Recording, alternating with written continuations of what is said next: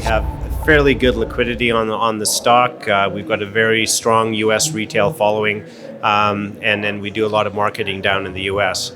Market cap is around 120 million. Share price has come back a little bit from that. We're sitting at about $1 today, but sort of a healthy valuation at this point in time. Where are the shares? Management and board is 8%. The bulk of that is with our executive chairman, Dale Corman. He's got 6 of that 8%. And then there's a group of high net worth individuals, and that represents about half of the outstanding shares. And really, this is a group of people that mostly Dale and myself and Chris have known for a long time and have been good supporters of the company. Fleshing out the management structure, we've got Dale, and for those of you that don't know Dale, Dale's been in the industry for his whole life.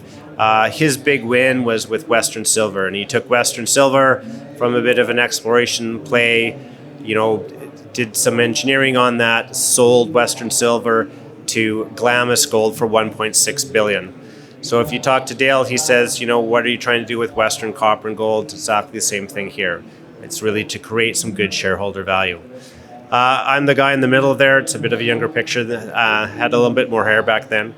I've been in the mining industry my whole life as well, and worked for a number of big companies before joining Western Copper and Gold. The last guy there is a very key member. Cam Brown, our Vice President of Engineering, spent the bulk of his career with Bechtel Engineering. He was project manager on the Las Palambras project, so he understands big copper projects, and that's exactly what we have here. I don't usually show the board, but there's a couple of new additions to the board. They're the two names at the bottom of that list. First of all is Tara Christie, and Tara is just across the way. She's runs Banyan Gold, but also importantly, she was instrumental in the establishment of YESA, which is the regulatory body in the Yukon. She's a longtime Yukoner and brings some good Yukon experience to the company. The guy at the bottom there, Ken Williamson, he came on the board a little less than a year ago. He was on the board of Gold Corp. He was on the board of Tahoe Resources, a very senior board member, and brings a wealth of experience to the board, and has been a great asset. So start off here with the headline numbers. If you look at the gold and you add those together, you're looking at 18 million ounces of gold, and on the copper side, at 10 billion pounds of copper. So this is a very large copper gold project. You might look at those and go, well, is it a copper project? Is it a gold project? Well, when we look at the projected revenue from this project, you can see it's almost 50-50. You're looking at 46% of the revenue from copper, about 43% from gold, and then a good chunk from moly and a little bit of silver. How does this fit in the world of copper and gold projects? Well, first of all, let's talk a little bit about the copper projects. And, I encourage you all to wander around this convention and say, well, how many copper projects are there? And what you'll find is probably there's maybe 5% of the companies here are actually doing copper. It's a different animal than gold. Copper deposits, they tend to be bigger, but they're fewer and far between. And so we went onto the TSX and TSX Venture and put every copper project that had, at least an economic study that had been done on it onto a map, and that's what you're left with, about 15 projects. And if you, whittle those down to projects that have reasonable economics, have good relationship with indigenous communities, have a clear path through permitting, that gets to a very, very short sort of number. So, in the copper world, we're a good-sized copper project in a pretty small pool of copper projects. In the gold world, we're just big. 18 million ounces of gold puts us in the top 10 undeveloped gold deposits based on overall ounces. As I'll show you, this is where the resource is now, and it's growing from there. And again, for those of you that are familiar with these projects, you got to take a look at these, do they have regulatory challenges? Do they have economic challenges in terms of that they just don't add up at the current gold price? And the answer for a number of those projects is yes. So, in terms of being an economic project with a clear path through permitting. We're better than a top 10. We're probably a top 1 or 2. So let's talk a little bit about the project as is, and then I'm going to talk a bit about our exploration and the success that we've had there. So first of all, taking a look at the deposit, if you took a cross-section, and this is a cross-section through it, on the surface of the deposit, shown there in yellow, is our gold cap. And so this is enriched in gold, depleted in copper. That's 160 million tons at 0.3 gram per ton gold. That gets mined off first, and we put that onto a gold heap leach. Then beneath that is the main part of the deposit. And the main deposit is 965 million tons at 0.5% copper equivalent. It's pretty good size, reasonable grade in terms of copper projects going forward. But importantly, as shown in the light orange there, is the first 4 years. And in the first 4 years, we're actually looking at a 0.7% copper equivalent grade. That's what really drives the economics. That's what makes this project work as well as it does, because 0.7 for these large porphyry deposits is a very, very good grade. So shown in the orange and the yellow, that's the reserve. So that's essentially a little over 1 billion tons. That's the 8.9 million ounces of gold and 4.5 billion pounds of copper. Beneath that, in the red and the blue, is the inferred resource. That's all mineable. It just hasn't been drilled significantly to be added into the reserve. That basically doubles the overall size. So when we look at the reserve, that's a 22-year reserve. When we look at putting a pit around that inferred resource, brings it up to 55 years. So there's half a century of ore identified here already, and as I'll show you, it's just growing from there. And it has economics. I mean, this is at spot, so $1,550 gold and $275 copper, and copper is above that, and gold is pretty close to that right now. But $3 billion net present value, 26% IRR after tax. So it's a big project, and as you'll see, it's got a pretty big capital cost, but this is an economic project at today's commodity prices. And you think those commodity prices are too aggressive? Well, let's look at it at some more conservative prices. At $1,000 gold and $2 copper, this project still has a 15% IRR after tax. Why does it add up as well as it does? Two key reasons, and they're circled there in that table. One is that early high grade, as I talked about before. That 0.7 is a significant increase in grade over the first period and drives the economics. The other is the strip ratio. 0.6 to 1 life of mine strip ratio. That is a best-in-class strip ratio, key driver of the economics, and one of the key reasons why this project works as well as it does. Capital, big projects have big price tags. $2.5 billion, depending on your view of the world, is a cheap copper mine or an expensive gold mine. But really what we're showing in this chart here is that in terms of capital intensity, so that's US dollars per ton of copper equivalent produced per year, we're right in the average. We're not particularly expensive, we're not particularly cheap, we're just what you would expect a capital cost for a project of this size to cost.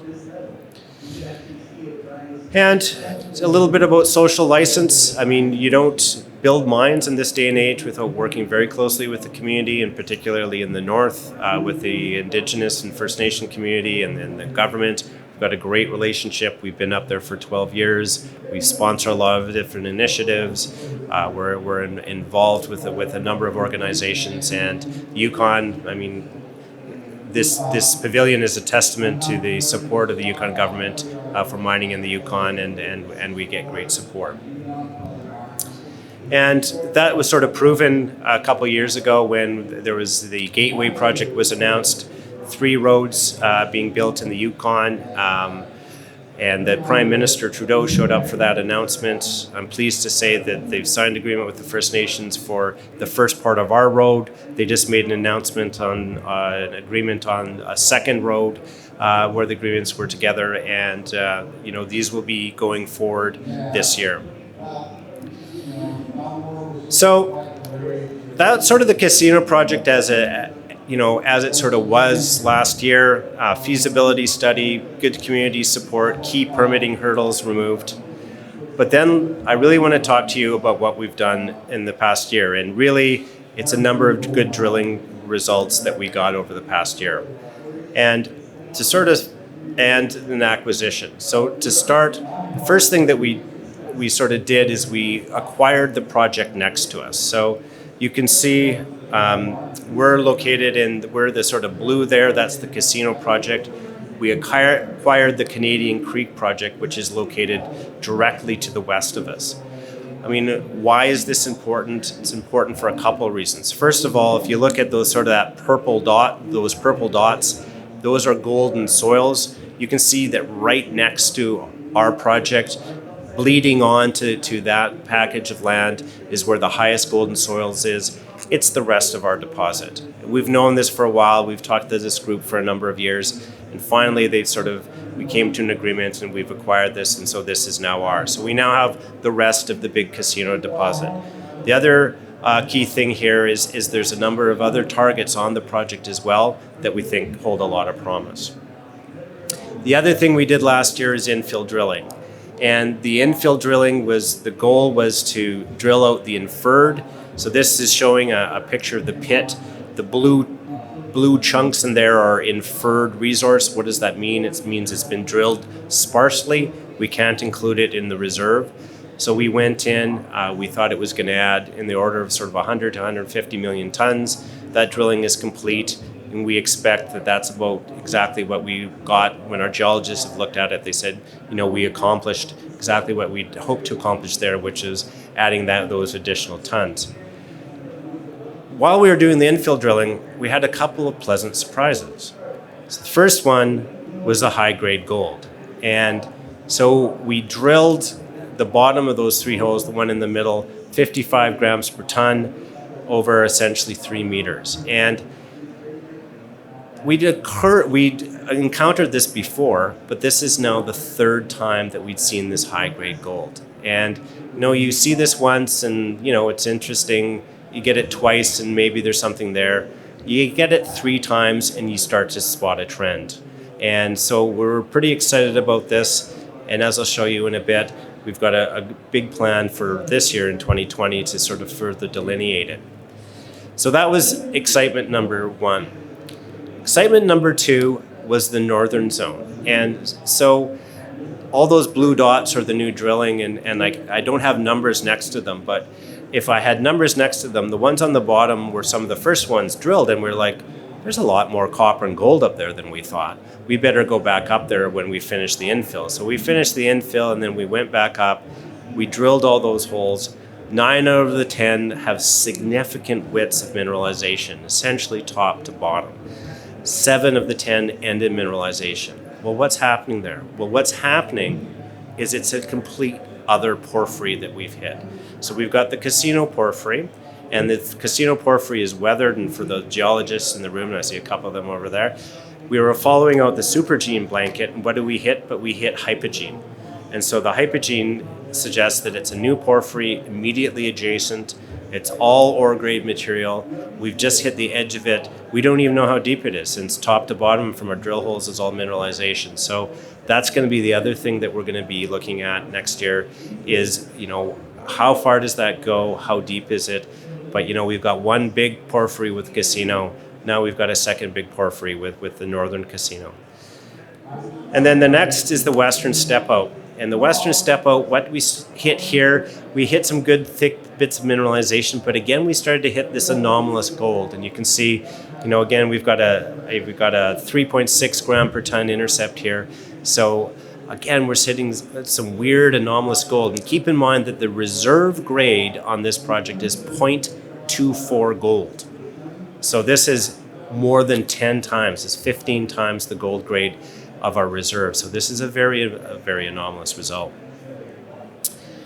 So looking forward into 2020, 3 sort of targets. First of all is this gold. And so we went back into our database and we said, let's flag all of our gold intercepts that are greater than 2 grams per ton.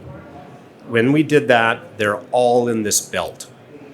The second thing that we did is we said, well, is there any other sort of indicator minerals in this area that we're seeing? And what we found is that there's a fairly high level of anomalous level of bismuth as compared to the rest of the deposit. So we have a different event. We have an event that laid down the porphyry. Now we have a different event that's put into this higher grade gold. We haven't got a lot of angle holes in that. It's all vertical holes. So our thought is that the gold exists in vertical structures. We're going to go back in this year, do some angle holes, some small step outs. It's going to be sort of a bit finicky drilling, but 55 gram per ton, 73 gram per ton, bunch of 2 gram plus. If we can begin to string that together, and put together this high-grade gold zone in the south, obviously changes the nature of the deposit significantly. So that's going to be a focus of the drilling this year. The next is the new porphyry zone. I mean, we just have the edge of this. We don't know how big this is going to be. People come to me and say, well, Paul, why, you've got a huge copper deposit. Why do you need to get it bigger? And it's like, well, we're not at the too big for anybody to ignore. That's the level that we're going to get to. I mean, right now we're sort of a top 10 deposit. If we get into a top 2 or 3, which we could do if we bring in these other porphyries and they grow, to a significant size, that will be significant. And then the last part of the target is going to be, looking at this new Canadian Creek project that we have to the west of us. And sort of there's 2 key targets on that. One is again directly adjacent to us in Casino B. You can see there's two drill holes in that hit 0.7 over around 50 meters in terms of gold. It tends to be more gold focused.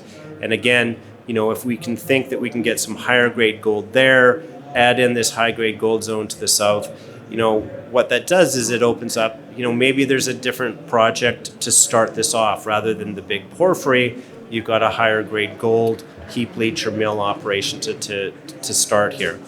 And the other one is really the Anna target. And the Anna target, if you look at the geophysics, if you look at the drilling that's been around the edge of that, it's another porphyry. So we've got Casino, one porphyry well defined. We've got North Casino, definitely ore grade material there. We need to sort of see the size of it. And we've got Anna, which is a third porphyry, not really ever been drilled. So we've gone from 1 to 3. Some really exciting sort of potential for this year in terms of the drilling. And we're in a pretty exciting district. I haven't talked a lot about our neighbors, but having Newmont next door is it used to be Gold Corp, now it's Newmont.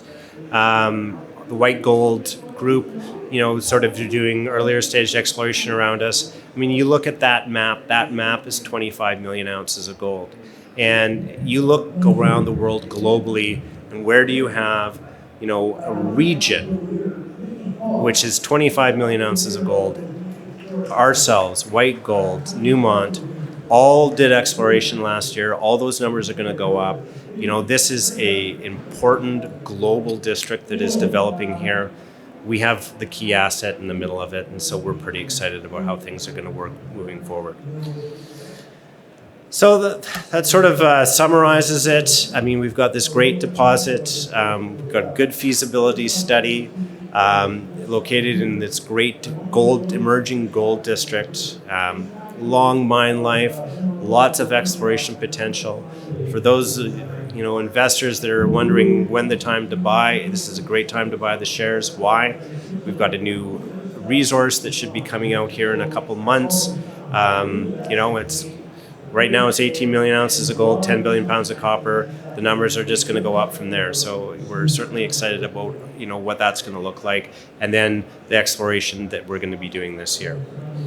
And, if you don't believe me, you can pull our research. We've got 3 great research reports, and these, the gentlemen listed on there know the project very, very well. So by all means, phone them up and discuss with them about the project. So with that, I'm pretty much out of time. So thank you guys very, very much.